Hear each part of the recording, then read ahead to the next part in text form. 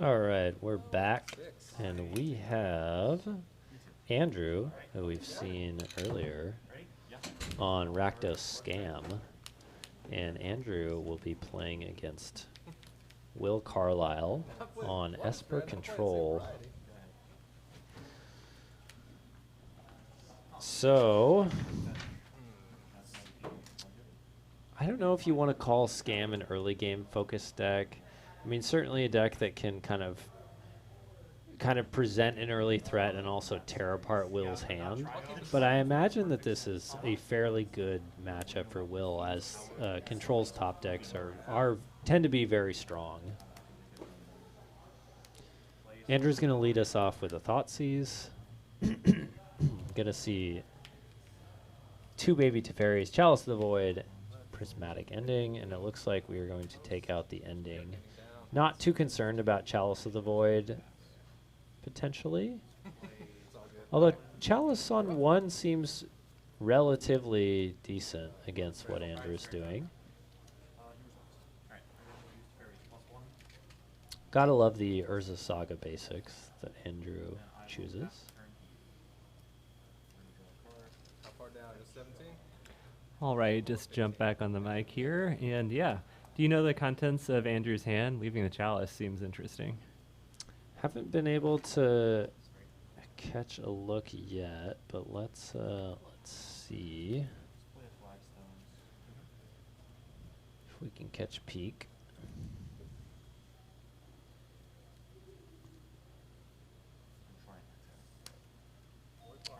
Voidwalker into play, and it looks like a Kroxa, a Swamp.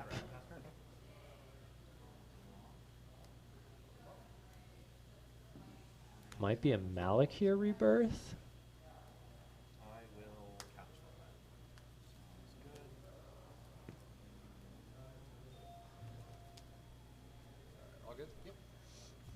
Yeah, Dedrift, not only our resident science expert, but also our resident Rakdos expert, loves a good Rakdos mid-range pile.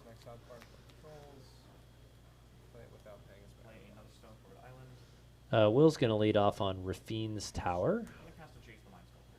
I feel like Dedrift might be like into Rakdos, but also more. I feel like the Mardu is the real true calling there. Because I know they like to cast some Lingering Souls, and sort of saw that coming. Which I'm Is there? I guess there's is there a Kroxa in Andrew's hand? Is that what we're seeing? Does make it interesting with the second Voidwalker. Because the Teferi play can bounce one, but then you're going to get to cast your own Teferi. Yeah, how is that good though? I guess. Yeah, I guess it is, given that Will doesn't have any pressure. There's a Solitude, so I think this play might not work out how Andrew's hoping it will. Yeah, so if you do Solitude, that does get exiled with a Voidwalker, but like you're saying, you can then cast the Teferi to bounce the other Voidwalker. Yeah, I think you Solitude the Voidwalker right now, that's untapped. You play your Teferi, bounce the other Voidwalker, and then Andrew's just going to be on the back foot for a minute. Yeah, it doesn't really matter which one you Solitude, because the one that's untapped is summoning sick, but yeah, sure, yeah.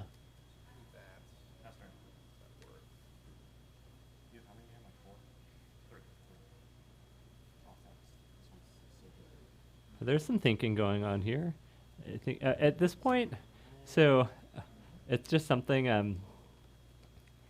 How I like playing is I'm used to playing cards from my hand. So if I will reveal cards and let my opponent write down what they are, but I don't like playing with revealed cards because then I feel like I have to manage two different hands, and especially when you have things like pitching a card to a Solitude, you're kind of giving extra information when you have your revealed hand like that, where if you like hold your hand, your opponent might not know if you have multiples of a certain card, or I just feel like it's nice to give your opponents a chance to to see all your cards, take time to write it down. But I kind of don't like playing with revealed cards. Do you have thoughts or feelings on that? I normally play with my hand revealed for... If I'm playing a deck where it doesn't matter too much, I'll just play with it revealed for my opponent. I agree that there's like oftentimes some advantage to be gained by eventually not revealing it, and there are some circumstances where you do need to pick it up ultimately. But at the REL that we're playing in these types of events, I will oftentimes just play with it revealed. Yeah, I make too many mistakes when I have two different hands. So. But. All right, looks like we held on to Solitude there. Yeah, so Will chose to make the very conservative play of just Teferi bounce, which kind of resulted in what we expected in that then the Voidwalker was replayed, Kroxa was also replayed, and the untapped Voidwalker... Oh no, I guess because we swung this turn. So we're not representing like casting Teferi at instant speed or anything weird like that.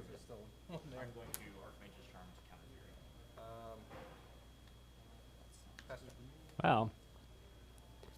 We get the pass with Andrew having access to cast that Teferi now. But we're just going to attack?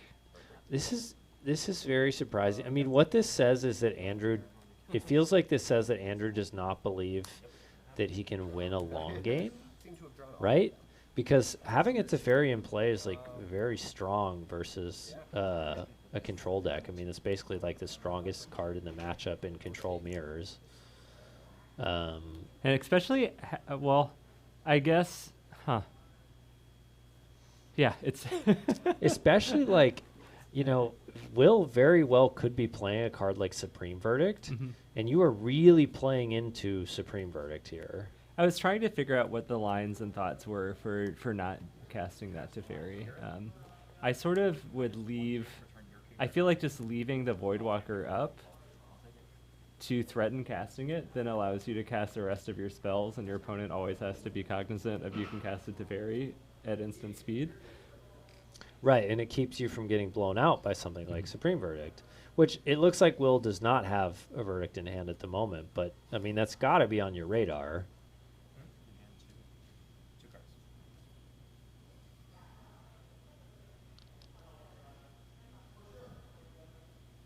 Looks like we have Charm, Teferi, Solitude, and can you tell what the last card in Will's hand is? It was a Counterspell. Okay. So currently shields are kind of down right now. We have another Voidwalker.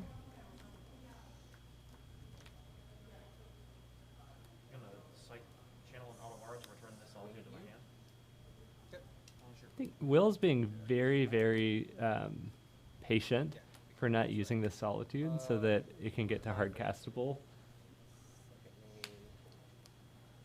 Yeah, and Andrew, like we said, really is playing kind of the aggressor. Andrew has played a lot of this deck, so I would believe that that they know best as to whether this deck can actually really win in a long game. And it feels like Andrew's absolutely saying, like, no, I don't think I can win in a long game. So I need to get in the damage where it's good, and I'd rather not try and win as the game goes on.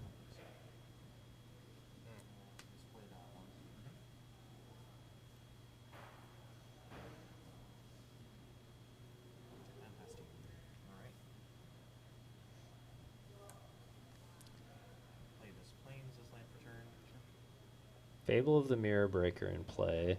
We do see a little goblin on board. Important to note that is a very special goblin that is a little different than that exact token. It's a 2/2 and it creates a treasure on attack.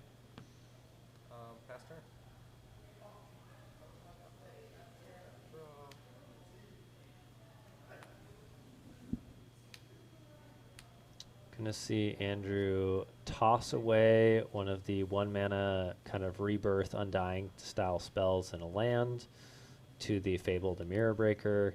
Gonna re-up with it looks like, do we have a Grief? Hardcast Grief here? Yes, we do. I was thinking we might have been going. We don't quite have enough for Croaks, though. We're pretty close. Imagine that this gets the counter spell from Will, or do we see the Solitude thrown into play? Because I think it's got to be the counter spell here. I mean, Will's at 5 though, huh? Oh boy. Actually, it probably has to be the probably has to be Solitude on. Well, okay, we're gonna see the counter spell, and then I guess. Well, so here's the complication, right? Is now if Andrew holds back a Voidwalker, Andrew now has counterspell up for the Solitude. Okay, so we're going to Archmage's Charm to steal the token. Ooh, so this is going to get the Solitude out. We could have seen. I'm still a little surprised that I didn't see Andrew just swing with one and hold up the other one with counterspell, but Solitude will get exiled. Yep. I'll take 3, you gain 3. This is a big draw for Will right here. All right. It's a counterspell. That's not going to do it. no, it is not. So, yeah, that's game. Wow, so Andrew just squeaks it out. It is. And there's not much of a Felt like Will was on the verge of potentially stabilizing. Yeah, I mean, it makes it look like Andrew's decisions to just like kind of relentlessly attack Will's life total instead of trying to be tricksy with the Voidwalkers paid off. Like it was, I felt like Andrew was maybe a turn away from perhaps stabilizing, and Will was a turn away from stabilizing. And if Andrew hadn't been like choosing to attack Will's life total, we might have seen a different outcome. Yep, scammed him out. Andrew's not a scammer. No, I know. I feel like that's some negative connotation there. I kind of love it, but yeah, I guess if you want to apply it like in that way, yes, but no, I love that as a name for this deck. I still don't know if I believe you that that's actually the name. I think you. But that's fine. You're the producer right now. You're wearing the producer hat. You have to believe me. You can put whatever words up there you want. Yeah. All right, sideboards. What are we doing? Well, I'm interested in what we're seeing on Will's side. It looks like, there were some dress downs available. I don't think those are great in this matchup. It looks like, I would imagine we get rid of some number of counter spells here. Oh man. I feel like counter spells like a little clunky in this matchup, to be honest. I totally disagree. I feel like if you're playing a control deck, you are not citing out counterspell at all. Like it's so important. I mean, it is awkward when you have grief, bring it back type situations, but like it's really important to have counterspell in the deck. It can, if you counterspell an evoked grief, you 2-for-1 your opponent.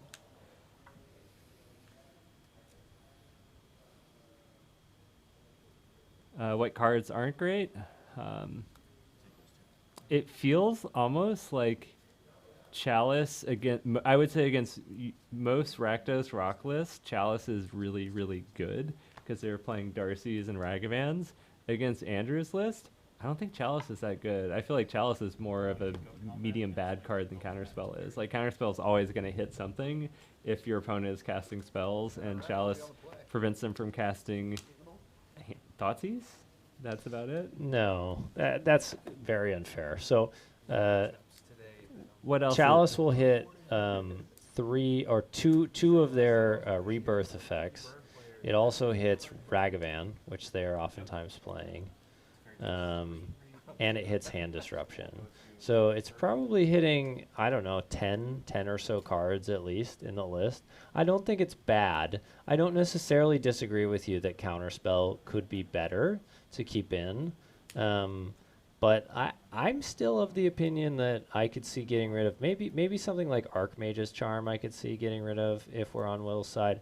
I'm just not convinced that Chalice is not worth having in the deck over a card like Counterspell in this matchup. Well, I mean, we do see that Andrew is playing Kolaghan's Commands, which, you know, your opponent having removal for a very impactful spell is not a reason not to play the impactful spell, but I would say that's a reason not to cut Counterspell.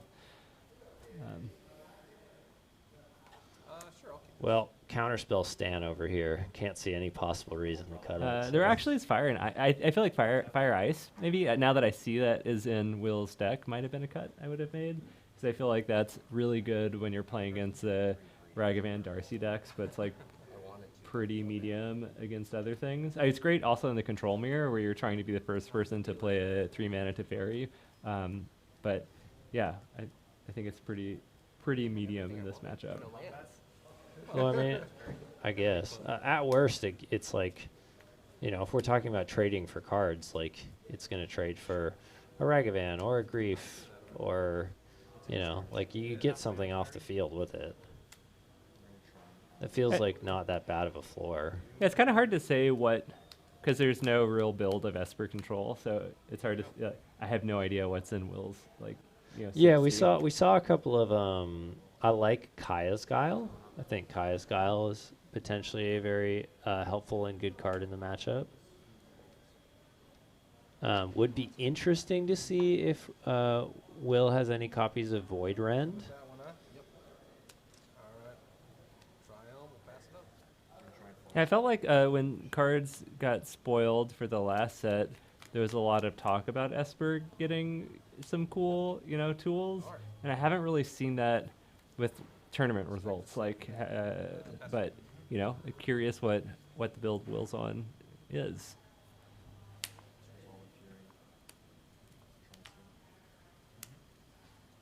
All right.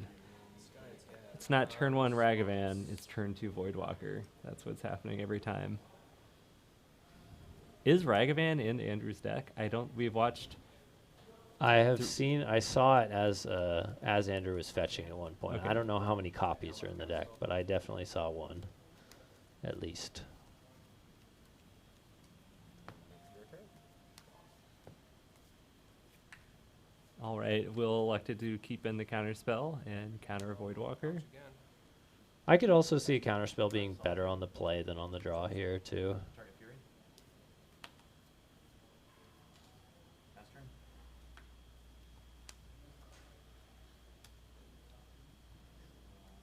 So Andrew is sitting with Grief in hand, but with this mana up from Will, possible that Andrew's feeling like maybe... Oh, interesting. Okay, so we are going to invoke the Grief.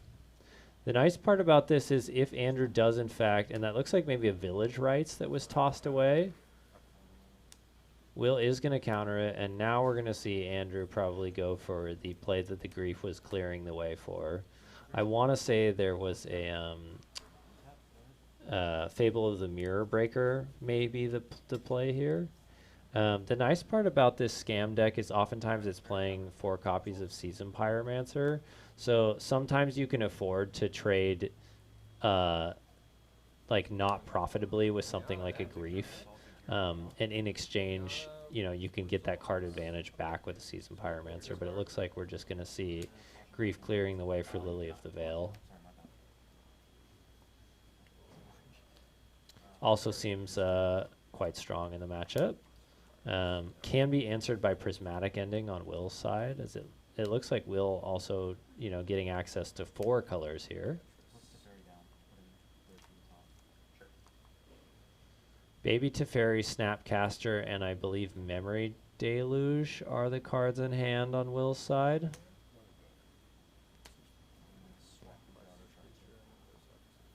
None of those seem particularly good against Lily. And it looks like we're going to get a pass. I guess if Andrew ticks up Lily, you can discard a card and then snap Fire Lily and then attack with Snapcaster, taking it to 1. Mm-hmm. I mean, not amazing, but something. Yeah, I think that's a fine line on Will's side. So Andrew's looking at the Fable at the moment. And it looks like it's a Fable, and is that a Croxa maybe in hand? Yeah. So wondering, what's the course of action here? Do we plus the Lily, discard the Croxa, play the Fable? And it looks like yes, and that's going to be the play. So we're going to see Croxa discarded, and any guesses as to what Will might discard here? Looks like it's Baby Teferi. Then we're going to see Fable. Oh, okay, interesting. So Fable is discarded and Croxa is cast. Yeah, it's 5 to do this. Is 5 to escape? I almost think if you're on Will's side, you just let the card hit the bin, you discard a card, and you snap fire. Looks like we're going to see the Memory Deluge fired off. Interesting. Kind of feels safe at this point if you both have, you know, if your cards are good, like yeah, you can maybe dig for something to deal with Liliana, like an ending. Yeah, see what you get, and then discard the worst one that's left over. Yeah, it does feel like Will was really hoping to hit an ending there. Or maybe there is something like a Void Rend, some good answers for a Planeswalker.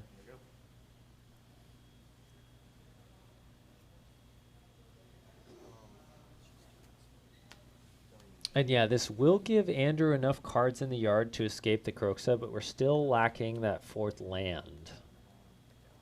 God, hold on. It's definitely that one. And then Some decisions going on here.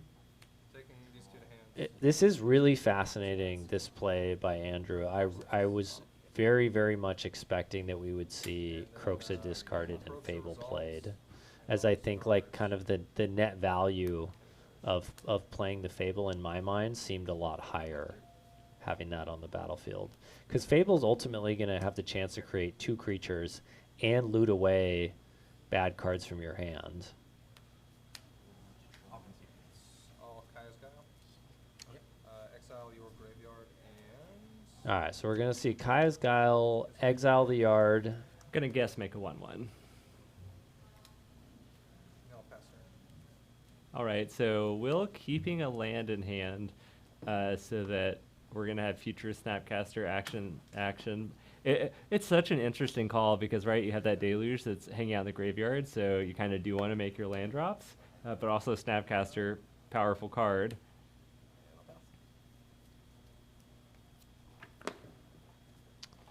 Let's go Liliana. Keep Boy, that's tough. That whenever you have to Lillian discard your card in hand, I mean that's kind of the interesting thing about this scam deck as opposed to kind of your standard Rakdos midrange decks is in any sort of like standard Rakdos midrange, if you've got a Lillian play and you're plussing it, like you have played the cards in your hand. You're not really plussing it with cards in hand because your curve is so low. So this is a minor thing with I would have liked for Will to play the Glacial Fortress so that when Andrew plusses with Lily, you can play Snapcaster and target Archmage's Charm. Because I kind of like when you're going to have 2 things attacking down Liliana, even though you're not going to kill her, I do kind of like just the draw 2 aspect. Interesting. Draw 2. And then I will. So Will, it looks like we don't have enough CMCs represented in the yard to be able to just straight up draw 2. So gonna draw discard. 3 going to Liliana. Right? Get Yes. it in it, Lily. So there was no reason to like, And it looks like Wandering Emperor and Kaya's Guile in hand. I mean, this Will is in great shape here. I mean, Wandering Emperor could potentially deal with any big threat. So we see Ragavan dashed, excuse me, and this is likely going to find the Wandering Emperor. Although Kaya's Guile make a 1/1 seems fine as well. It's sort of hard. you're losing Yeah. the card you don't cast here. Yeah. And I feel like you want the Emperor on the battlefield. I agree. Yeah, that's a good point. Okay. And block. Okay. And I believe that should exile the red. We made a token and blocked. That was what Will announced. Oh. Oh, right. Yeah, that is a viable mode.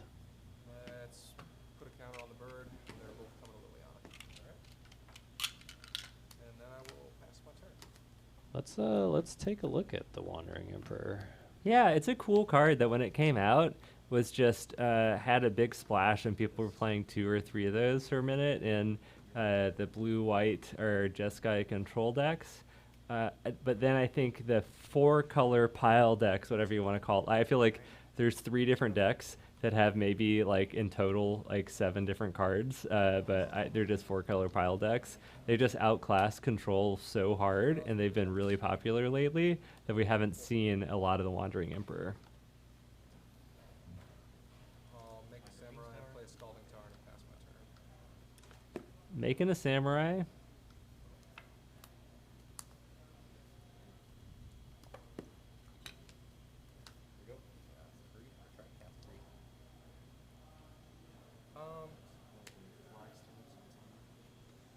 Brief resolves, trigger on the stack. I'm going to Kaya's Guile. Okay. And I'm going to choose use sacrifice creature and exile creature. He's got creature things going on over there. All right, this is pretty much like you like to say in garbage time. If I was Andrew, I would maybe concede just for time reasons, wanting to make sure that I get enough time to win a game 3. For sure. Although, yeah, it's going to be more pressing for Will to win a game 3, but of course, Will does not have the option to concede to get a game 3. Okay, so you maybe see that as a... So if you were Andrew, you don't think you would concede just because... No, I think I would in this situation, but I think like in a comp REL situation, I think you'd be well within your rights to like make the control player play it out, and then there's the possibility that you could win a quicker game in game 3 and they couldn't.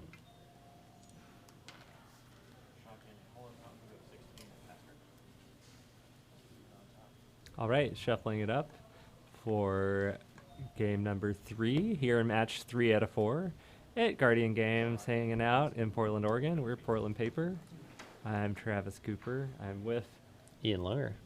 I didn't even get time for the superlatives there.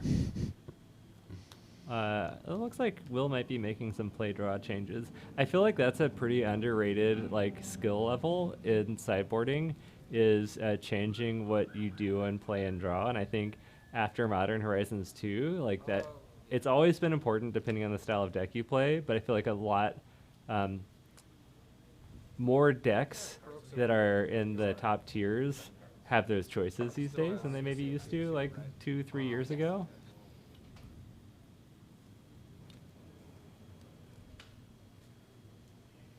Yeah, maybe chalices the chalices might come out for being on the draw in game 2 for Will.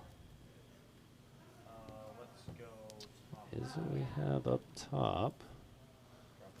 Let's see, and we are putting some dress downs in. Okay. It looks like.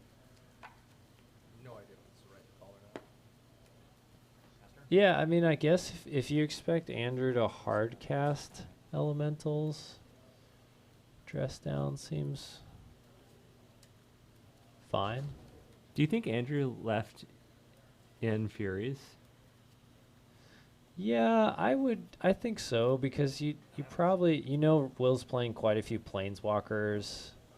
It is really nice, like, you're not playing any haste threats really except for Dash Ragavan. So it's a nice clean way to take out planeswalkers.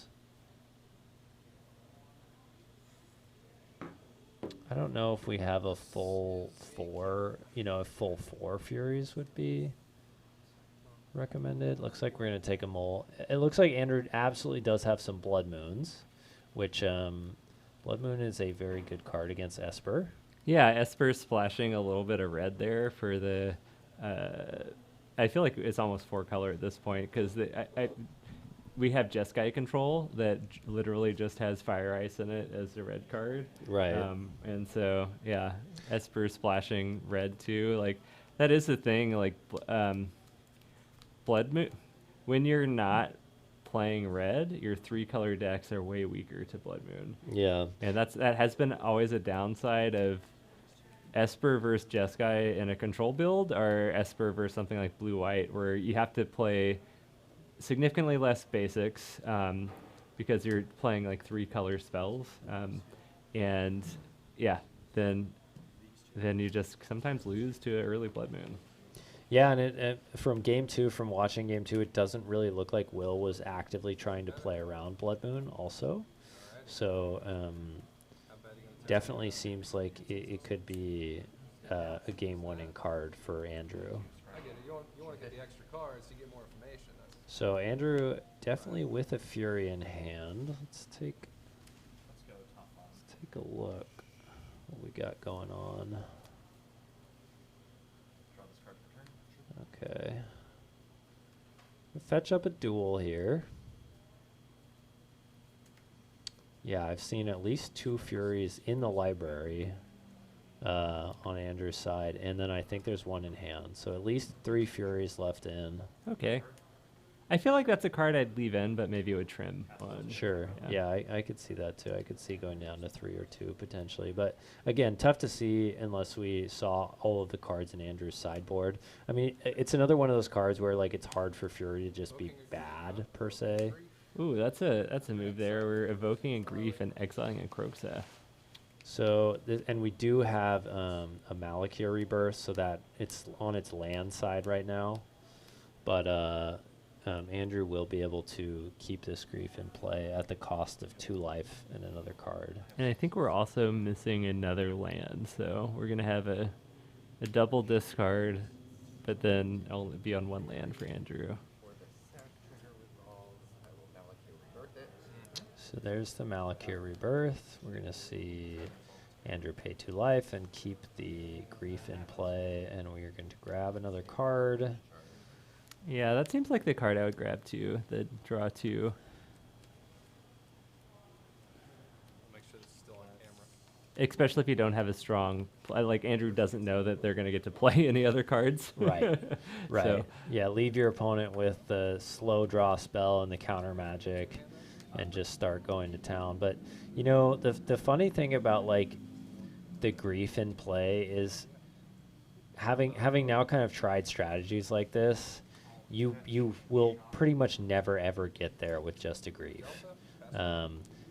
It's such a slow clock, especially if your opponent's able to like fetch optimally without taking a ton of damage, which I think will be able to do. Andrew really is going to have to start making some moves and continuing to draw lands to be able to win this game. I don't think that a Grief would be enough. yeah, especially when control plays a lot of bounce cards.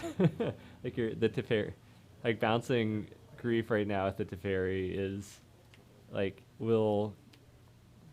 I don't know how many for 1 that counts as. It gets, the math on that one's complicated, but feels good if you're the control player for sure.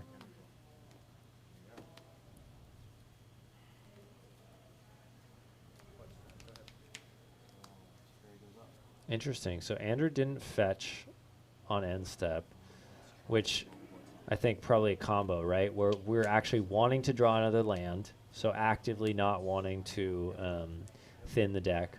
Blood Moon is also a possible draw that Andrew could have, so wanting to keep the fetch up to fetch a basic swamp could be something else that's playing into this decision.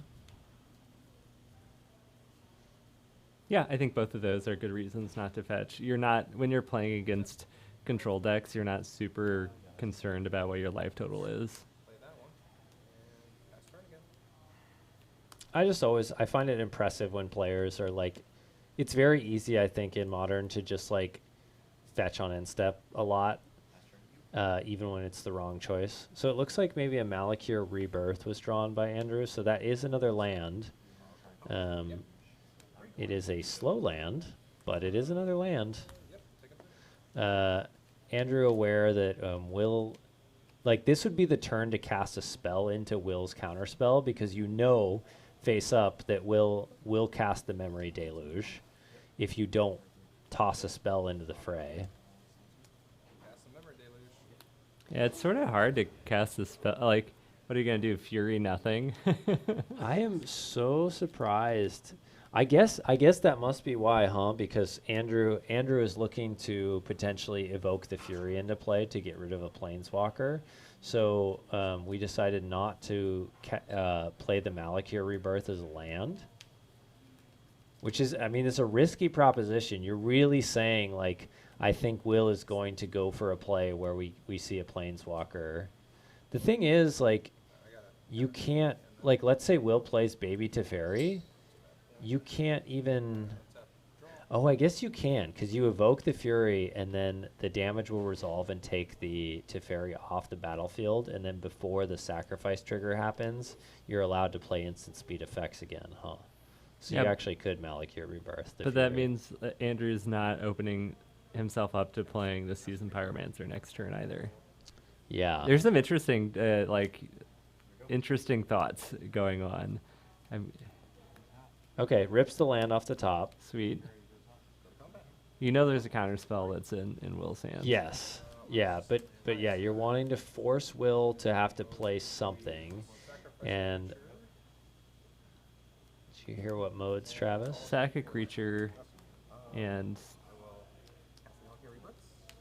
Ooh. So this is going to prompt the counterspell, would be my guess. Before the cast. So now we're going to see the dress down played. So the grief will come back. Oh no. Does Malakir Rebirth give the creature the ability? So it's possible that what's actually happening is Will saying, in response, I'm going to play the dress down, and so your grief loses the ability to come back into play. And it looks like that's how it happened.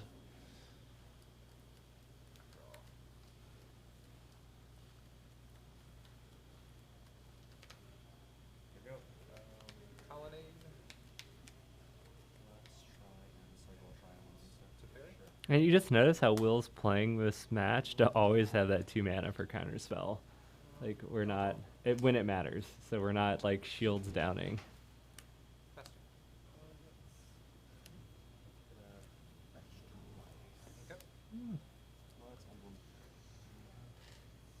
Yeah, it is interesting. It is tough for Andrew to... Certainly do. Like, you do want to try and go for favorable exchanges on your opponent's turn. So I understand kind of why Andrew is not being so proactive as to just continually run spells into counterspell. But so many of the control decks nowadays are built such that they can make use of the mana if you don't run something into counterspell. I find it hard at times to think that I'm doing myself favors by not just casting my spells into what the control deck has going on. Yeah, I mean, we're really seeing... well,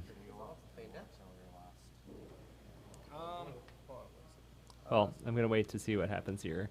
But I was going to say, we're really seeing how, like, Andrew's deck is kind of based on, like, synergies and, like, a little bit, like, 2-for-1ing yourself to have, like, strong effects against your opponents. Yeah, you might say you're trying to scam your opponent out of its game. Yeah, okay, there we go. I see what you're saying with the scam thing. But just control, like, all the cards are giving some kind of value, except for, like, Solitude is kind of the exception where you can 2-for-1 yourself if you evoke it, but just, like, all your cards are just generically good. And I think you just need to get on the board super fast if you're Rakdos to have a chance at winning this. Yeah, so it's kind of been this slow whittling down of what Andrew has. Will has a massive mana advantage at this point, is holding up Snapcaster. You can't cast the Pyromancer that way. If it matters, we will intervene.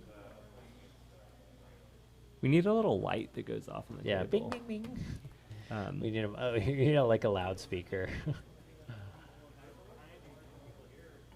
It looks like I kind of like. I wasn't sure, but I do like the dress down post board. I think it has some interesting utility here. Yeah, I mean, that was super interesting in that, unlike the ephemerate style effects, which don't grant a creature an ability, the black effects that cause the elementals to come back Pyro resolves. do grant the ability to the creature. So dress down seems a lot more interesting in that case. It is kind of fun. Yeah, I was gonna say these snapcasters are funny with dress down too. Will's just been so patient here. And pass turn. Could have snap counterspelled, but is just kind of knows the limits, knows that the life total is absolutely a resource here. Yeah, I think as played, knowing the value, like the cards in Will's hand have somewhat of like a modal value, right? Like, and using the best mode in like most impactful mode when you're choosing that. Like when choosing to play Snapcaster Counterspell, it's not something that your other cards could deal with that maybe aren't as good against another spell Andrew might cast. So some really good decision making going on. And kind of what I was saying earlier about modern control decks, it's like if Andrew needs to play out their cards, because if Andrew passes here, then Will's sitting on Memory Deluge in the yard, right? So it's like you can't just play this like, oh, I'm gonna wait out my control opponent because they might not, they're just stuck on counter magic. Like so many like spells that fall into that counter magic category can also be played proactively. You're looking at something like Archmage's Charm. It's like you're not really forcing your opponent into that catch-22 anymore where they're just sitting with counter spells in their hand and you have pressure, because your opponent just has things to do.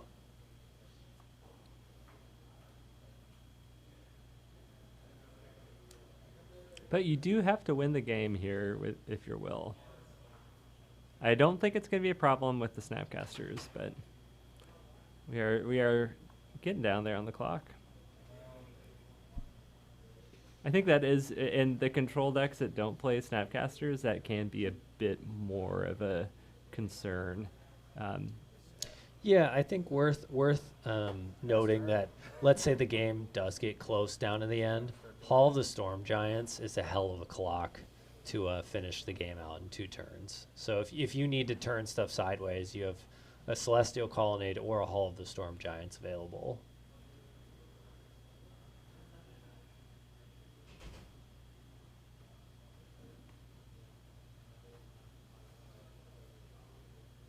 I think Will might be waiting for Andrew to go to attacks, and then it's going to fire the Pyromancer and then exile Will's graveyard, so Will's not going to have a chance to get the tokens back from the yard, but that may have just changed.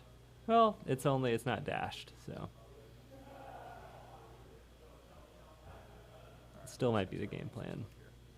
Yeah, I mean, your senses are tingling here if you're Will, because if Andrew's not dashing the Ragavan, it means that, you're expecting another play post-combat, right? And I'm gonna Kaya's Guile. You sacrifice a creature and I'll make a 1/1. Wow, we did the sack a creature, make a 1/1, not the sack a creature, exile a graveyard. It's very surprising to me. And Andrew did not play something after that. This is very, very confusing then. I think we have at least another Fury in Andrew's hand. I'm not sure what the other card is. I guess, why would you not dash the Ragavan if you didn't have another play? Well, I mean, Will does just have the block with Colonnade. Caster now.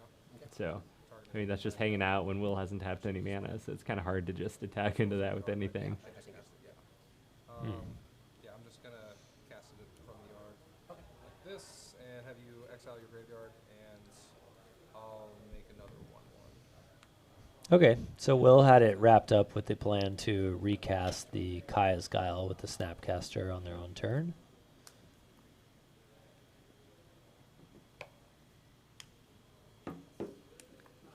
Does feel a little bit like we're just going through the motions here. It's interesting to see like how certain styles of decks can really like come from behind. Like we saw that happen with the Lotus Control deck, where it looked like they were just such, they were down on cards, they were down on resources, then it just like snowballed so quickly. It does not feel like this Rakdos deck can do that. It's more about generating some value and super early, and then just like riding that to victory. I guess Croxa is maybe one way if you have a stacked graveyard that you could keep getting back in the game, but we've, Esper is pretty good at exiling graveyards. Yeah, absolutely. I think Will's done a very good job of managing Andrew's kind of extracurricular plays. I guess I can wait my turn. That's okay. Attack for 4. Oh, I think we're going to see Teferi bounce Snapcaster, Let's go. and that is a play I absolutely love. Very, yep. Bounce snap. Oh. Be still my beating heart. Good game, man. All right, getting the handshake there. Sorry, I kind of stalled. And there Will for- takes it down. Like, I have too many Yeah, that's a really, both players, Yeah. both teams played well. Both players Yes. played well. I thought Will did an exceptionally good job at like A lot of eking the max value out of each card that he played and how it was sequenced. It was pretty impressive and fun to watch someone play control like that. Well, and you really see too, when MH2 came out and people were like, "Oh my gosh, Grief with like Ephemerate or something else like that," like, the recursion effects with these elementals is going to be so broken. You see how slow that clock is. Like, Will was not even really close to being nervous. Like we had a very healthy life total at the end of that, and Will was just able to sit there and take however many Grief hits without it causing too much problem. Yeah, I do. It feels like there hasn't quite been the problem hasn't been solved of like what exactly to pair Grief with in this style of deck that also is like a big threat. People did the whole the Mardu Stoneforge thing. That was interesting, but it also did feel a bit scammy. Like sometimes you got, but then a lot of times your opponent just like, they griefed and rebirthed it, but then you just draw a removal spell and you're sort of like, you're back at back at a level playing field. So. Right, it really does feel like Living End is, the place for Grief to thrive. All right, well, we have one more round. We have our final round for our top tables, and that's going to be coming up in just a second. We're going to step away from the mics, pump out the jams, and return to Modern Mondays at Guardian Games in Portland, Oregon in a few minutes. Well, good luck next round. Oh, is it just 3 rounds or is it more? No, I think there's one more. Oh, okay. Oh, okay.